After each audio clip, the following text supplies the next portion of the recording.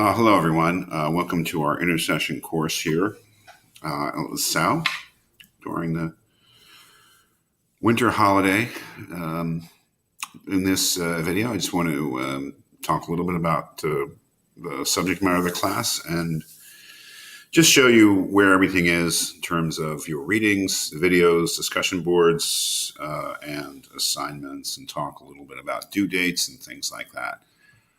What you should see is the module section of our Canvas site. Yeah, I think it will open right here. So everything that you need is in the module section. You may be able to access things through other links on the main menu, but I just go to modules and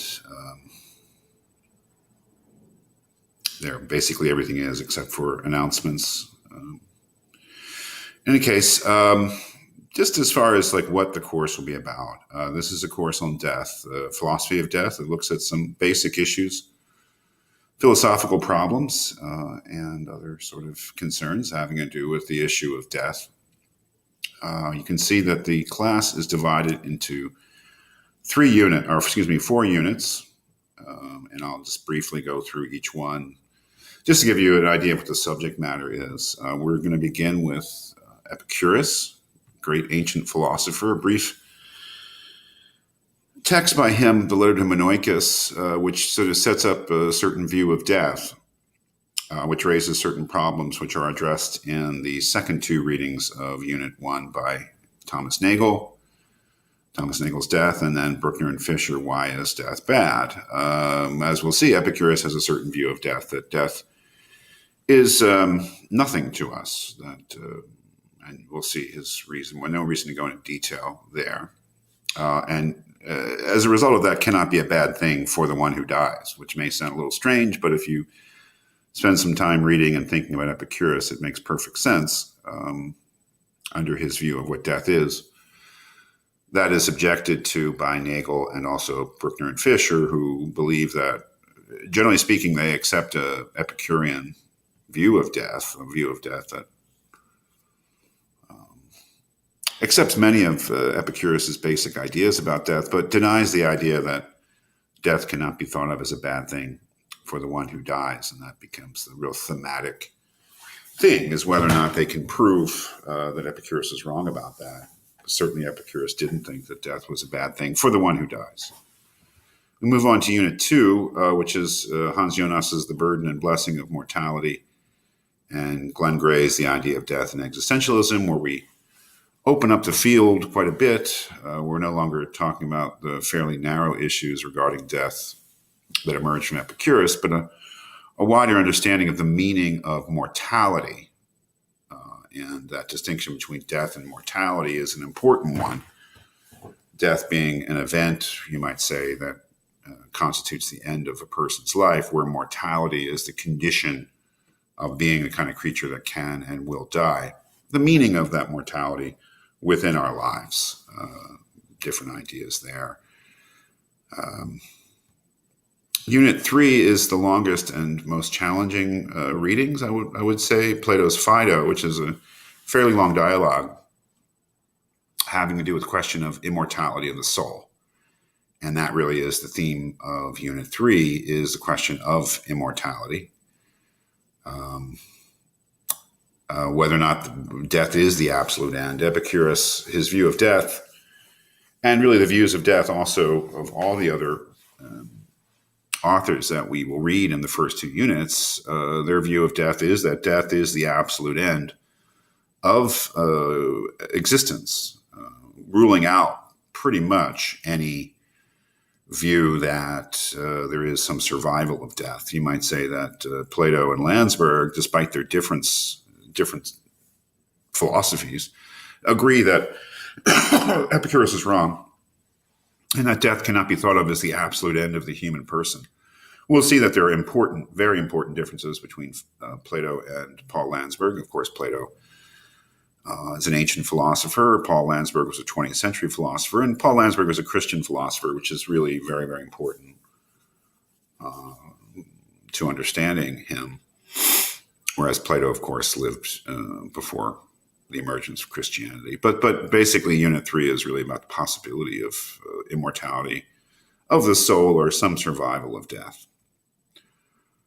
Unit 4, the last unit, is a pair of readings that also talk about the possibility of immortality, but in a much more moderate or less ambitious way than Plato and Landsberg. Hartshorne's Time, Death, and Eternal Life, and Hans Jonas, again, the second essay we'll read by him, Immortality and the Modern Temper, in which both of them float a general idea of how we can think of ourselves as having some kind of immortality, but certainly not the full-blown kind that's argued for by the authors of Unit 3. So I think that you'll see there's no explicit differentiation of different topics in the philosophy of death, but we do hit upon them as we move through these readings. And the idea is that each reading has readings, or each unit has readings that relate closely to each other. And we will hit upon, I think, a lot of, especially in a compressed course, but we'll hit upon a lot of really important aspects of our questions about death. Moving on to the particulars of how we'll be proceeding, maybe the first thing to do is to go into modules and look in the assignment schedule, click under assignment due dates, and it'll give you an idea of what you'll be doing for the month or so that we'll be doing this course and when things are due. The course duration, as you see here, is from December 15th, 2018 to January 11th, 2019. So all work needs to be completed within that period. The course is divided up into these 4 units.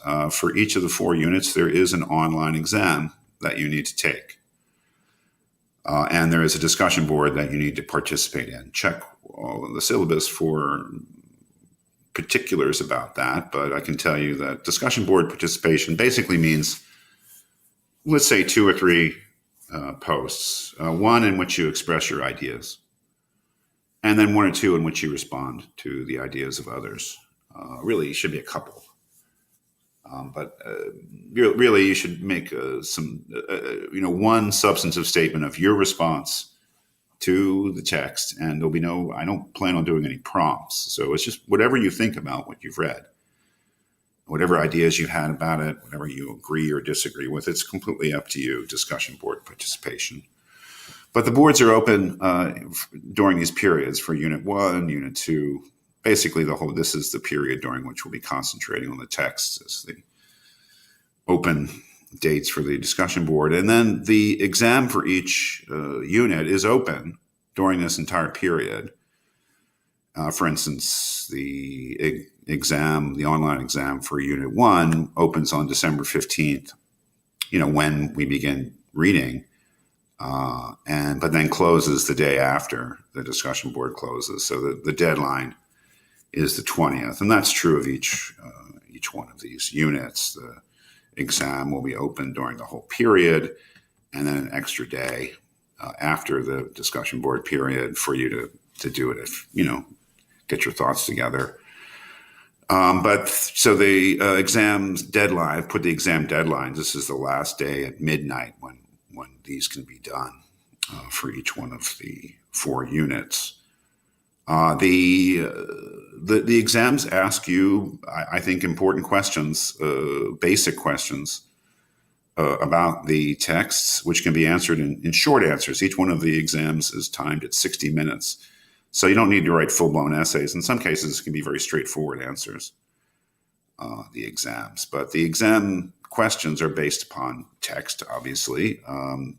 There are certainly things that I will be hitting on in my videos about the texts, and things that, I think that anybody who's been reading the text, participating in the discussion board, and watching the videos should have no trouble answering.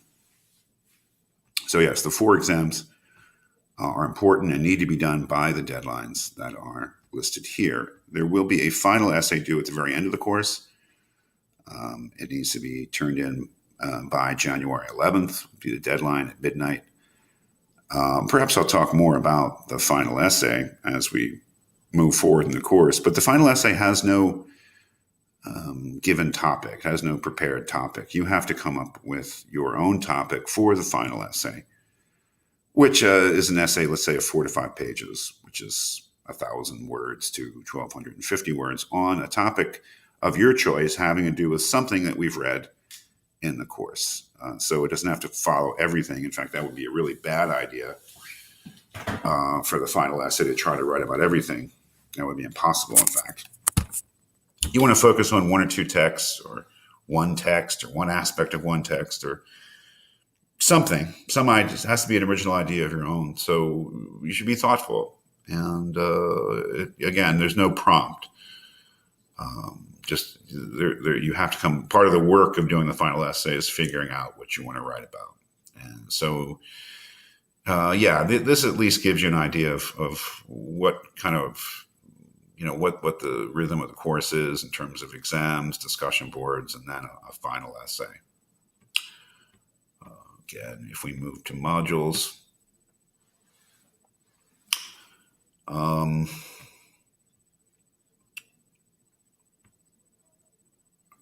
I may or may not be doing discussion board recaps. It depends. I'll let you know. But more importantly, if you look to the separate sections of the modules, you'll see that each one, you get the reading, which is uploaded already. So just click on that, and the reading is up there. So that's the most important thing, is to do the reading, right? Right? The original reading by the author. And then for each reading, there'll be a discussion board. So this is where you click on to participate in the discussion board. Again, you want to,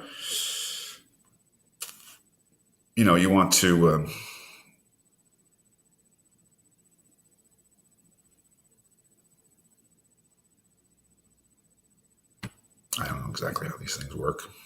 Yeah, you want to write something original, some response. It doesn't have to be of any great length, but it should be a substantive comment on the week's readings. And you want to reply to at least one other student's post in a substantive way, not just great post or I agree, but, where you address actually what they have said. So, so you have your reading, you have your discussion board, and then you have the videos that I prepared, which this will just take you to my YouTube channel if you click on these things. And it should take you to a video like the one you're watching now, but specifically addressed to the reading. It's really me doing what I would. Is letter to Manoikis.